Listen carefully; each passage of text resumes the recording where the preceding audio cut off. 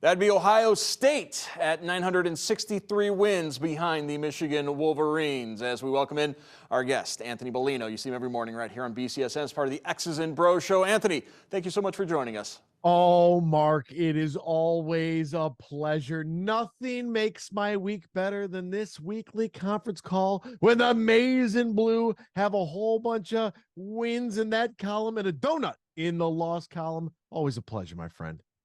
I've got to think you're pretty pleased over what you saw in Happy Valley, because when we talked last week, we talked about it's going to be a four-quarter game, and you wanted to see the Michigan offensive line assert themselves, and that is exactly what happened. As in the second half, basically the Wolverines said, we could throw the ball. We're not going to. We're just going to run the ball down your throat.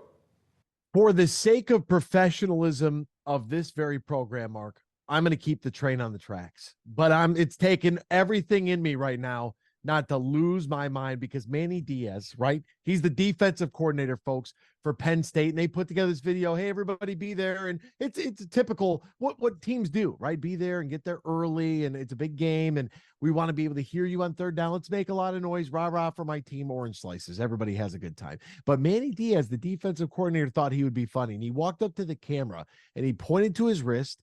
And then he made the signal for 3, and then he pointed to his ear, and he said, be early and be on time.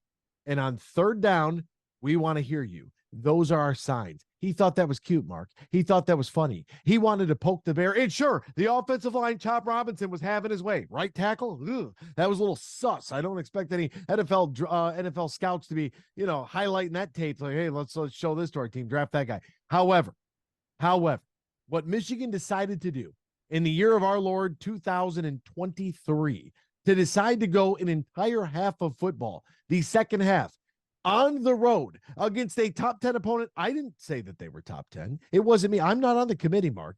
The committee, the college football playoff committee, the powers that be that are supposed to decide what is almighty and all powerful in all of college football. Those people said this is the 10th best team in the country. And Michigan said we will throw 8 passes this entire game, and JJ will complete 7 of them. And then in the second half, we won't attempt a single pass. And wherever Manny Diaz is at, we're going to run it right at your forehead, and you're not going to be able to stop it. Blake Corum afterwards, looking like Maximus from the film Gladiator. You remember Russell Crowe bleeding out of his schnoz, for God's sakes. I mean, it was such a wonderful performance. What I really liked about, okay, we know our right tackle's struggling. Chop Robinson's having a field day on early passes. So what do you do to neutralize that? Well, I mean, if they have a really good rushing end, run right at them. Right? That's what you got to do. Run right at him and let your back take him out of play based upon where he is beating your right tackle to. I was begging for a chip on Chop. I needed a tight end to stay in there and boom, knock him off the route a little bit. Maybe a running back, maybe Blake Corum help out in pass pro a little bit. They said, you know what? The heck with that. Throw that entire playbook out the window. We're going to run it at him. We're going to run it at him nonstop. You talk about a demoralizing, defeating loss. James Franklin, what are you doing? And I do not understand the analytics people that want to tell me that why would you go for 2 in that position that they did late in the game? That makes no sense. Take the extra point. Now you know you absolutely need to on the very next possession. If you get another possession, like what's this? Well, you go for 2 now, so you go for 7 later. You know how many possessions you have? We're under 4 minutes. What are we doing here? I can figure that out from my couch. James Franklin, look, he's a great guy. I'm sure he does a great job of beating the Big Ten West, which, I mean, to be honest with you, what would Toledo be in the Big Ten West right now? Would they be first? I mean, Andrew Hawkins, Toledo alum, told Joe Thomas Toledo could beat Wisconsin right now. And I firmly believe that with the way that DeQuan Finn is slinging the football.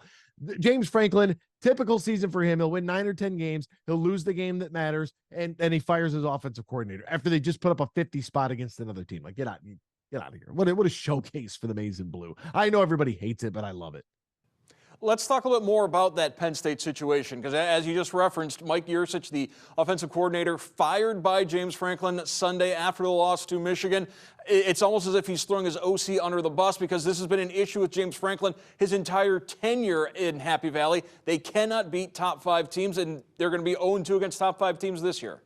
And 0-2 against the 2 biggest teams, even if they weren't top 5. If you are Penn State, you have to beat Michigan. You have to beat Ohio State. Like, that's the whole goal of the process. That's like being the Michigan head football coach and not realizing, hey, you need to beat Michigan State, and obviously you have to give Ohio State the business. Like that is the requirement of the job. it is so interesting in today's college football landscape where, and we have talked about it, I've been honest about it, like our non-conference schedule for the University of Michigan, UNLV, Bowling Green, no offense, right? Eastern Carolina, not exactly a bunch of world beaters, but the schedule is the schedule. And for all the people that talk about, well, they haven't played anybody. Well, the rest of those games are conference games. And so if you are going to use Notre Dame, who we know is a fraud, the brand is always better than the football, and it has been since Lou Holtz has been there in the late 80s. They did make it to a national championship in 2012 with Manti Te'o running around, Chase.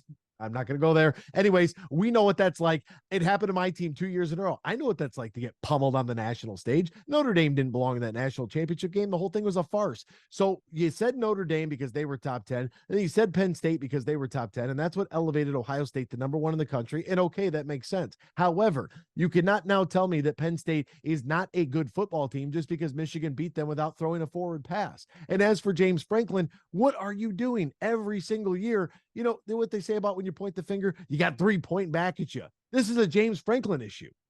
James Franklin a few years ago said Penn State's not an elite team after one of those losses to Ohio State and Michigan. They're still not an elite team.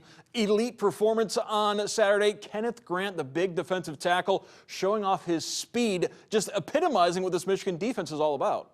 I mean, I was between Kenneth Grant, you look at what Makari Page did, you look at what Rod Moore did, you look at Michael Barrett, you look at this defense. Rayshon Benny was another guy that really stood out to me. These guys are playing, and we talked about this early on, right? Maybe not necessarily that quote unquote star power, if you will, but the defense as a whole. I mean, you think about what Penn State did passing, 74 yards from Drew Aller. I mean, he was 10 of 22 for 70 yards. That's all you manufactured. And they got 4 yards from Caden Allen. So let me just say Drew Aller, 70 yards passing in a football game. JJ did that and didn't attempt the pass in the second half. Like, the defense has been simply sensational. It really is the sum of the sum has got to be greater than the individual parts. I think that's the attitude they take. They're not worried about who's getting the credit where. This defense, to me, in this Penn State game, they showed up. And as the offensive line, that was my big question going into it. I thought the defense would hold, and they did. They held fast. They looked great. I still have some questions on offense. I do, and that's just normal for me because I'm an all-time skeptic, and I've had my heart broken in more ways than one. So it just kind of is what it is at this point. But Blake Corum fumbles the ball early, gets pulled out of the game, comes back, has 26 carries, 145 yards. Donovan Edwards finally breaking free a little bit, and you can't really say much about the pass game because they didn't really throw it. So the ability for JJ to tuck a few and run it, I thought that one of them, he was rolling out to his right. He held it for too long looking down the field. I love the fact that JJ McCarthy this year is still trying to look down the field with his eyes, wanting to move the football that way. Sometimes you do have to tuck it, run it, young fella, and then just get to that first down marker and slide. I couldn't be happier with the entirety of the performance. Defensively, defensive line, secondary, linebackers, guys flying around. Offensively, especially with the way that the Big Ten handled the entire situation, waiting until Michigan was on the plane. Some cowardice there from Tony Batiti. And yes, I know Michigan State fans and Ohio State fans are going to be mad at me for saying this. At the end of the day, you got to pick up the phone. You got to have a conversation. Michigan deserved to know if there was going to be a punishment handed down, what the deal was. Don't wait until the 11th hour. It looks bad, but that's okay because the cream always rises to the top, Mark. And that's exactly what happened on Saturday. Of course, the backdrop to the victory over Penn State was the fact that Jim Harbaugh's suspended. 4th game he has been suspended for this season. We'll find out later this week if that suspension will continue. A lot of the chatter was this was going to be a rallying point for the Michigan team. And on Monday, Jim Harbaugh basically said, no, that the team was pretty galvanized to begin with, but this has perhaps galvanized the Michigan community, the alumni, the fan base, the administration, that now the team feels everybody is behind them, everybody that wears maize and blue, that is.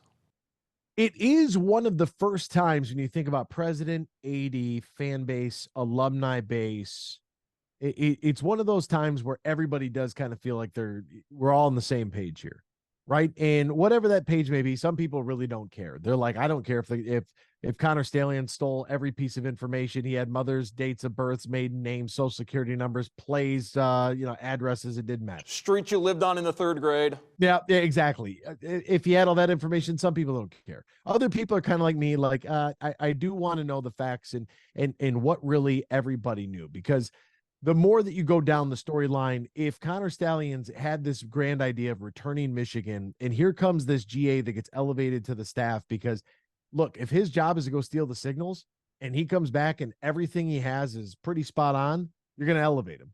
Now, it might be one of those things where, hey, you have a job to do, and we're not going to ask you how you did it because we're not going to incriminate ourselves. It's just like working for the mafia, right? At the end of the day, you do what we need you to do, and I don't care how you do it. I just don't want to know about it. Just get the job done, right? And so I am very interested in that element of the story.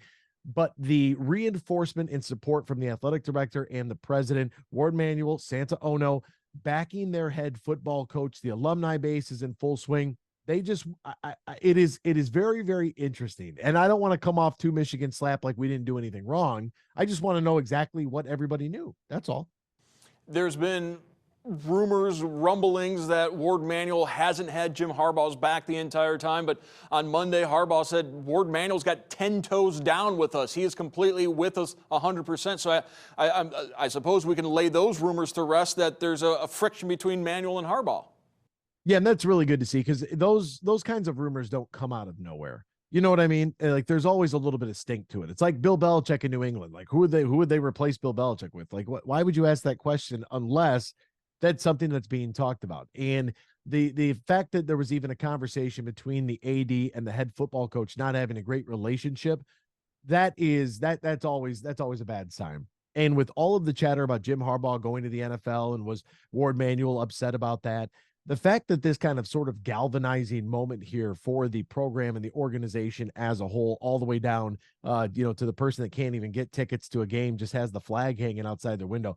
It's a very unique time to be a Michigan Wolverines fan, and they have some business to do. You got one more game on the road, and then the big one at the end of the season with everything on the line and all the marbles. But if the College Football Playoff Committee said that they're not going to take the investigation and hold it against Michigan and rank them third in the country, then I don't understand why anybody else is, because those are the guys that matter. And Ward didn't even go to the last meeting. So this final road game at Maryland, a couple of months ago, Maryland's Michael Oxley said he thinks he had the best wide receivers in the Big Ten. I think that has proven to be a little bit of coach speak. The Terrapins, they have begun to struggle. They've done their usual October, November swoon, and I don't think there's going to be an issue with Michigan being distracted by all the off-field things because, let's face it, for the last 5 months, there's been nothing but off-field distractions for the Michigan Wolverines, and yet they have managed to take care of business every single game this year. This whole season's been a giant distraction. I mean, if you're not distracted by all the stuff off the field, what happens when you go to a TV timeout and this knucklehead right here is throwing free T-shirts into the stands? There's distractions everywhere, Mark. They're 1-5. Or pardon me, 1-4 in their last 5. The win was a 13-10 victory over Nebraska. I am not concerned about this game at all. This could very well be a statement sort of game leading into the big one at the end of the year. I find that this game right here is going to be a good opportunity to maybe exercise just a couple of demons right there. I am very interested. I had my questions about the Michigan offensive line last week. Let's see what Talia Tagovailoa can feature in the pass game here. Jashawn Jones is a guy that you're going to want to know his name. He's got 4 touchdowns and 600 yards receiving right now for the Terps. Like, how is Michigan's pass rush going to complement the secondary play? That's my big question. Can they get to Talia, make him throw the ball early? Quarterbacks do not want to be uncomfortable. When they throw the football early, you miss. And when you miss high. That could be tipped for a pick. You can miss in front. You can miss behind. Also could be intercepted, or you miss low. The ball goes into the dirt. Let's see the pass rush get after Talia a little bit, and let's see the secondary do their job. That is going to be, and I think that this game actually, because of the way that Maryland wants to run their offense and what they're going to try to do in the pass game, it's a very good precursor for the following week against Kyle McCord and Maserati Marvin Harrison Jr. I think that's going to be sensational. This is a really good game to have right before Ohio State. Crab cakes and football, that's what Maryland is known for. I think half of that statement is actually factual. Always bringing the facts for us, Anthony Bellino with the X's and Bros Show. Anthony, thank you once again. Mark, my friend, always a pleasure.